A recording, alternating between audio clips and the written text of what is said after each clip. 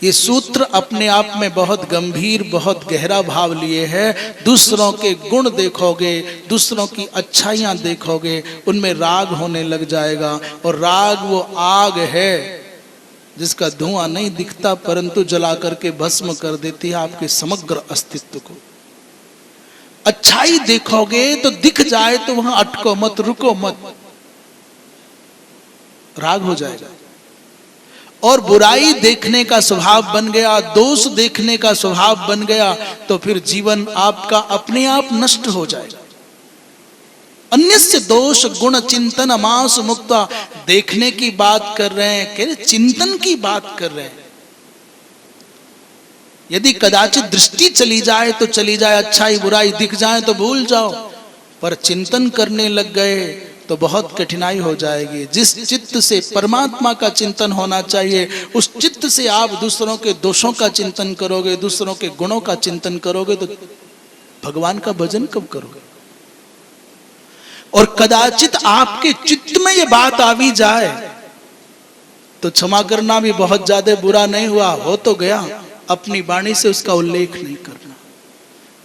पहले व्यक्ति दर्शन करता है, फिर उसका चिंतन करता है, फिर उसकी चर्चा करता है, वर्णन करता है। तो करना चाहिए था क्या? बोले श्रवण मनन और निधिध्यासन भगवान का, आत्म तत्व का। और करने लग गया क्या? बोले दूसरों के दोषों का, गुणों का पहले दर्शन करता है, फिर चिंतन करता है, फिर उसकी चर्चा करता है, और धीरे धीरे अपने आप नष्ट हो जाता है। इसलिए आत्मोद्धार का मांगलिक पथ है अन्यस्य दोष गुण चिंतन मास मुक्ता। आशु माने अतिशीघ्र, अभी, इसी समय। तो दूसरों के दोष गुण त्याग दें तो क्या करें? फिर करने को कुछ चाहिए।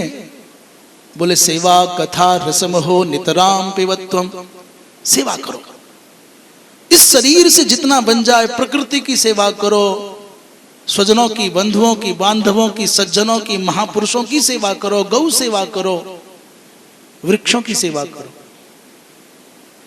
जितनी तुम्हारे अंदर शारीरिक सामर्थ्य है, उतना अधिक स्तन को अपने से श्रेष्ठ जनों की सेवा में लगा दो, दीनों की सेवा में लगा दो। आप देखना, शरीर तो एक ना एक दिन मरना ही है, बूढ़ा होना ही है, इसकी शक्ति खत्म होनी ही है। और आपने दूसरों के लिए इस शरीर का सदुपयोग किया तो फिर आपका शरीर प्राप्त करना सार्थक हो जाएगा। क्योंकि केवल मनुष्य का शरीर है जो दूसरों के काम आ सकता है। केवल मनुष्य है जो दूसरों के लिए कुछ कर सकता है। आप किसी पशु से, किसी पक्षी से आशा करो कि बिना अपनी मर्जी से आपके लिए कुछ कर जाए, ये संभव नहीं है। उनके हाथ नहीं, क्या करेंगे? इसलिए सारी सृष्टि में एकमात्र मनुष्य में सामर्थ्य है जो दूसरों के लिए कुछ कर सकता है। और मनुष्य होकर के भी हम दूसरों के लिए कुछ न कर पाए। बाबा, अपना पेट तो पशु पक्षी कीड़ा मकोड़ा सब भर लेते हैं, तुमने भी केवल अपने लिए जीवन जिया तो क्या जिया? इसलिए जीवन जीना है तो औरों के लिए जियो, सेवा। और दूसरा, जो समय बच जाए तो कथा।